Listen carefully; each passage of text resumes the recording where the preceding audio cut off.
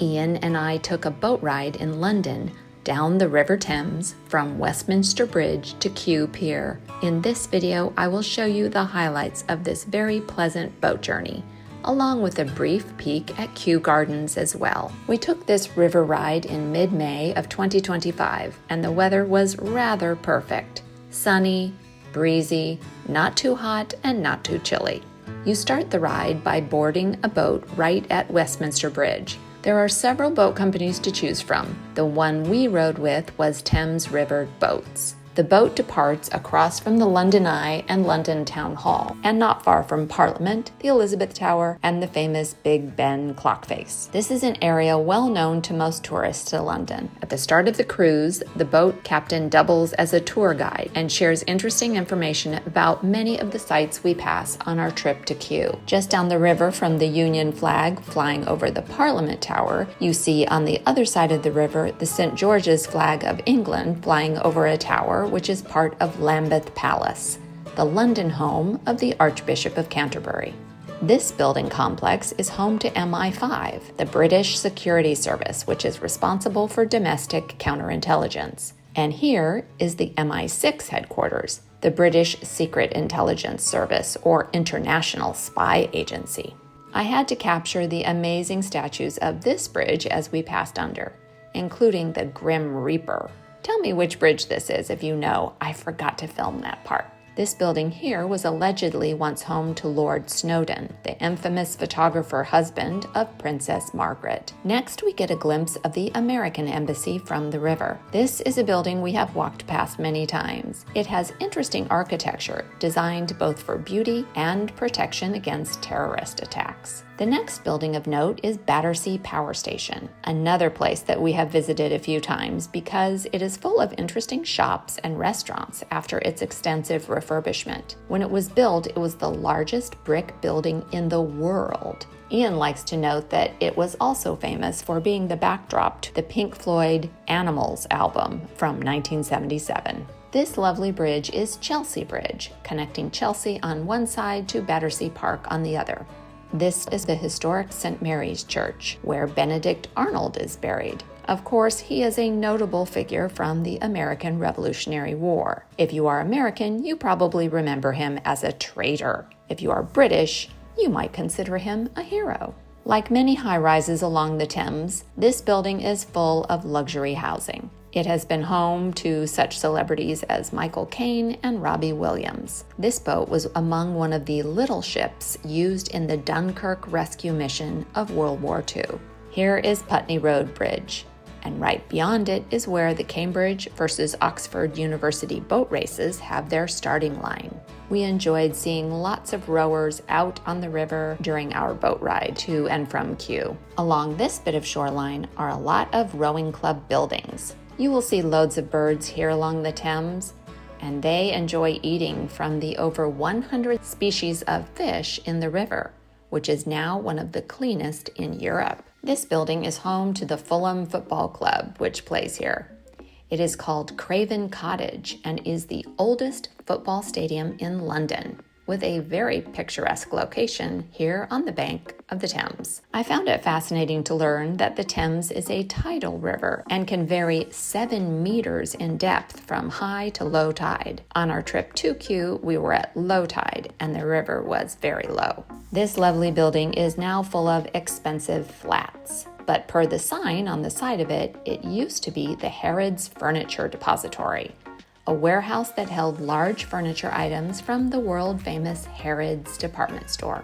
This is Hammersmith Bridge, which is reputed to be not very structurally sound, which I found a bit concerning as we passed below it. If you like British cop shows about old geezers, you'll perhaps recognize this place. It is the pub where the gang from New Tricks was often filmed having a pint or two at the end of the day. It was also a filming location for the film Bohemian Rhapsody, about the wonderful Freddie Mercury. To be honest, I was a bit worried about the boat ride because I am really prone to motion sickness. But the trip to Kew was very calm and I didn't have any trouble. The return trip was a lot faster, and there was a bit more chop, but I still never truly felt motion sick, for which I was very relieved.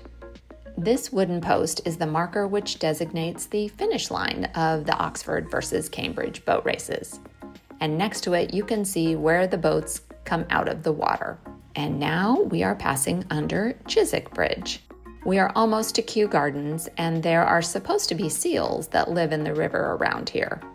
But they are too shy to show themselves today, so we are just seeing more waterfowl, including some fine Canada geese and this snowy white heron. Now we are arriving at the Kew Pier, where we will disembark and walk to Kew Gardens. This tower is the location of the London Museum of Water and Steam. There is also a musical museum nearby if you don't want to just see Kew Gardens. But of course, we are headed to the gardens. Well, more or less.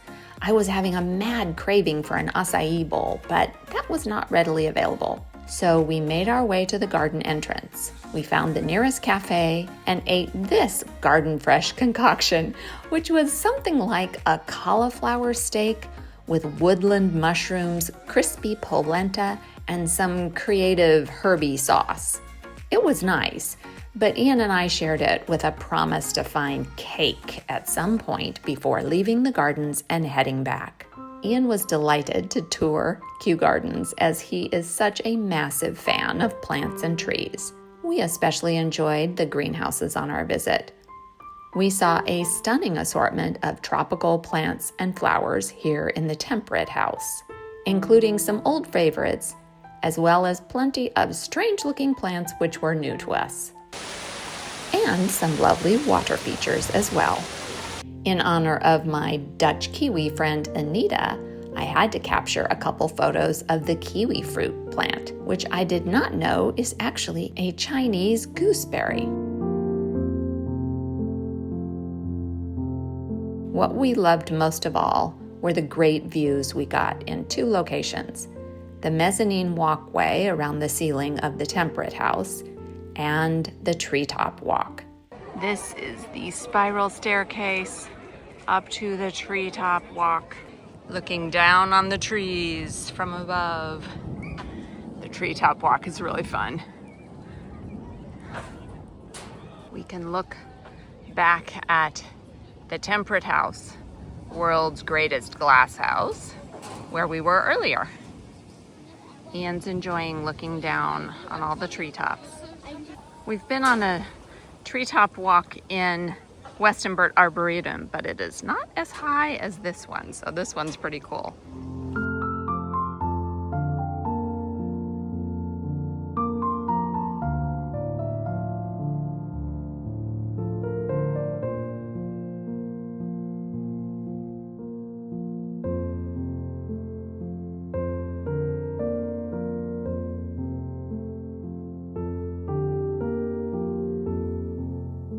We didn't have time to visit the Great Pagoda, but it is amazing. Built in 1762 and adorned with 80 dragons. We are in the Palm House now.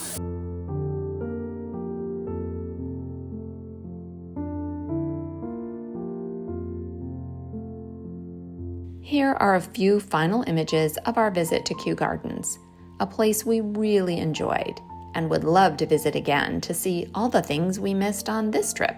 And for those of you who need to know the answer to the cake cliffhanger from earlier, yes, we found cake, but we were out of time to sit and enjoy it in the tea room, so we had to get it to go and eat it on the boat. This fudgy cake, I think, had beetroot in it and flowers on top, but it was very tasty and satisfied our sweet tooth. We enjoyed the journey back on the Thames, seeing similar sights as on the outbound voyage, but at a faster clip, as we returned to our original destination at Westminster Bridge. And the ending to the other food cliffhanger was that back in London, we had Japanese food for dinner, followed by that acai bowl I had been craving earlier. Thanks for joining me on this trip down the Thames from Westminster to Kew Gardens today. I hope you check out some of my other London videos here. Thanks so much for watching this video, and do something good in the world today.